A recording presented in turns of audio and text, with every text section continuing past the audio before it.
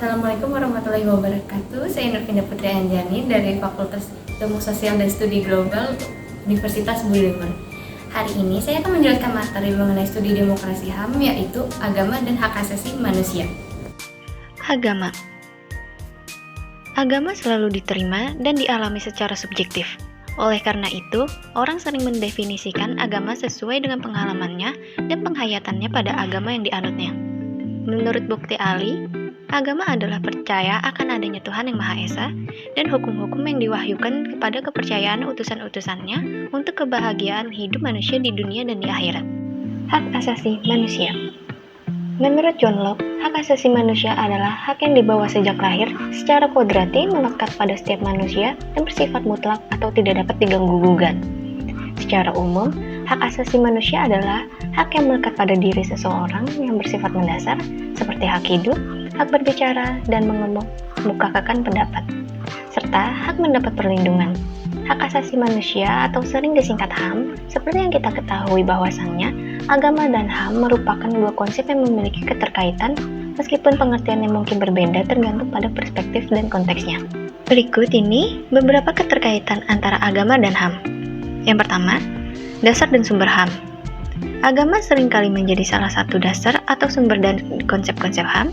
Banyak nilai-nilai HAM seperti martabat manusia, kesetaraan, kebebasan beragama, dan kebebasan berpendapat memiliki akar dalam ajaran agama tertentu.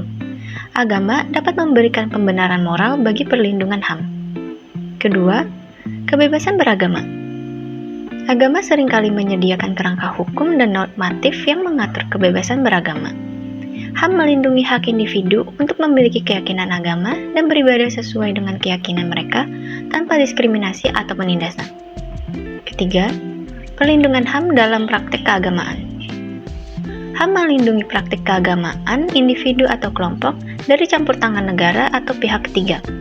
Misalnya, kebebasan beribadah, kebebasan berekspresi, dan perlindungan dari diskriminasi berdasarkan agama merupakan bagian dari HAM yang melindungi hak-hak individu dalam konteks keagamaan. Keempat, batasan dan konflik. Terkadang terdapat ketegangan antara kebebasan beragama dan hak-hak lainnya. Agama seringkali memiliki aturan dan keyakinan yang mungkin bertentangan dengan beberapa prinsip HAM. Misalnya, praktik keagamaan tertentu dapat bertentangan dengan hak-hak perempuan atau hak-hak LGBT. Dalam situasi semacam ini, perlu ada keseimbangan yang adil untuk melindungi hak-hak semua individu tanpa mengabaikan hak-hak yang lain. Salah satu contoh kasus yang melibatkan agama dan HAM adalah kebebasan beragama di negara-negara otoriter. Berikut ini adalah contoh kasus yang dapat memberikan gambaran tentang keterkaitan antara agama dan HAM, yaitu penganiayaan dan pelanggaran HAM terhadap minoritas Muslim Uighur di Cina. Cina merupakan negara dengan mayoritas penduduk yang beragama non-Muslim, sementara minoritas Muslim Uighur hanya membentuk sebagian kecil populasi. Peristiwa kejahatan yang menimpa Muslim Uighur di Cina telah menjurus kepada genosida, yaitu usaha pembersihan etnis karena dilakukan secara sistematis, dimulai dengan kebijakan-kebijakan pemerintah Cina yang menyudutkan keberadaan Muslim Uighur. Yang pertama, pembatasan dan kebebasan beragama. Pemerintah negara Cina memberlakukan hukum yang membatasi kebebasan beragama minoritas Muslim, seperti penyebaran ajaran Islam yang dibatasi, dan penganiayaan terhadap individu yang memilih untuk memeluk agama Islam. Kedua, diskriminasi.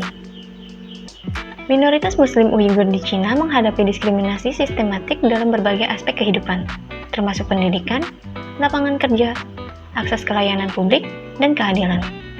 Mereka mengalami perlakuan yang tidak adil dan seringkali dikecualikan dari hak-hak dasar seperti kewarganegaraan dan hak politik. Ketiga, kekerasan dan intoleransi. Pemerintahan Cina seringkali melakukan kekerasan fisik terhadap minoritas Muslim. Akan tetapi, yang melakukan kejahatan terhadap warga Uighur sekarang bukan hanya pemerintah dan aparatnya yang bertindak represif, namun juga orang-orang Cina keturunan Han yang banyak melakukan berbagai bentuk permusuhan dan pelecehan terhadap penduduk asli. Serangan terhadap masjid, pengusiran paksa, atau pemaksaan untuk meninggalkan agama mereka menjadi contoh nyata dari pelanggaran HAM yang dilakukan oleh pemerintahan Cina. Karena fakta-fakta yang terjadi dalam kasus kejahatan kemanusiaan terhadap Muslim di Uighur ini telah terpenuhi syarat materialnya yang ditetapkan dalam Statuta Roma, khususnya yang ada di pasal 7, berkenaan dengan kejahatan terhadap kemanusiaan. Upaya-upaya yang dapat dilakukan untuk meredam kericuhan yang terjadi terhadap Muslim di Uighur, yaitu mengajukan kasus yang terjadi ke peradilan internasional seperti International Criminal Court yang diatur dalam Statuta Roma tahun 1998. Dalam kasus ini, terdapat ketegangan antara keyakinan mayoritas dan hak-hak minoritas. Agama mayoritas dan pandangan politik dapat menjadi alasan atau pembenaran untuk mengabaikan atau melanggar HAM minoritas Muslim. Dalam hal ini, penting untuk adanya upaya dalam mempromosikan kesadaran HAM, melindungi hak-hak minoritas agama, dan memastikan kebebasan beragama yang adil bagi semua individu tanpa memandang keyakinan dan agama mereka. Kepentingan individu mulai terasa memerlukan perlindungan terhadap pemerintahannya. Individu menuntut hak-hak yang diperlukan kebebasan dari campur tangan pemerintahan. Namun juga, individu dapat menuntut hak-hak yang dapat diperlukan sesuai dengan martabat manusianya, baik sebagai orang perseorangan maupun sebagai kesatuan. Penting untuk diingat bahwa keterkaitan antara agama dan HAM dapat berbeda-beda tergantung pada konteks sosial, budaya, dan interpretasi agama yang berbeda. Beberapa agama mungkin lebih progresif dalam menghormati HAM, sementara yang lain mungkin memiliki interpretasi yang lebih konservatif atau otoriter. In a world with more than 7 billion people, there are many religions. And while most people live among others like themselves, some don't. They often move and find themselves in the minority. They worship differently, they dress differently, they even eat different kinds of food. Sometimes there's trouble. Wouldn't life be lots better if we all let others practice their faith? Here are 4 ways that we can help everybody enjoy freedom of religion. First, stand up for the rights of minority religious groups to practice their religion free of persecution and criticism.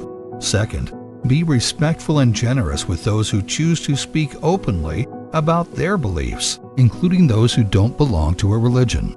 Third, respect the desire of religious people to meet and pray and worship together, regardless of when or where they meet. Fourth, go out of your way to befriend those whose clothing or other traditions might differ from yours. Yes, it's a big world, isn't it? Big enough for everyone to enjoy religious freedom. More ideas about how... Sekian materi yang bisa saya sampaikan mengenai agama dan hak asasi manusia. Semoga bermanfaat bagi kalian. Assalamualaikum warahmatullahi wabarakatuh. Salam Budi Luhur.